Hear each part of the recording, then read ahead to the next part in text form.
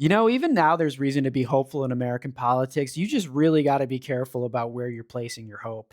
Because if you're placing it in the system and its courts, its elections, and its politicians, you're not being hopeful. You're being delusional. Because the last few weeks and months have shown us that we are locked into this trajectory and that the system is consolidating power around the fascist agenda with remarkable fucking speed. And for a long time, I was hoping against all reason that there would be people within the system that would try to slow things down because they see what is happening. And while I wasn't surprised to see that none of them stepped up, I have been a little surprised to see how much they not only don't oppose what is happening, they support it. They like ICE, they like Israel, they like imperialism. They don't want to talk about universal health care, taxing the rich, climate change, or trans rights.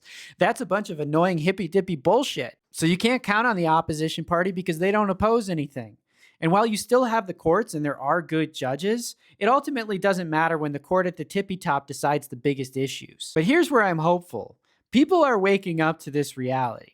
Because as I have said before, there is no greater recruiter for leftist movements against the system than the system itself. Boy, is he working overtime these days, pushing people out into the streets and into the tear gas, because it seems that there's an equal opposite reaction with repression, and that the more you repress people, the more you build their resolve, setting up a reaction that the system may not be able to contain. But here's the important part. If we don't focus and organize that energy, it'll just result in an explosion without any consequence. So if you give a shit and you're scared, the best way to handle that is to get involved locally. I'm not saying that you need to join the Communist Party, but join something with a political perspective.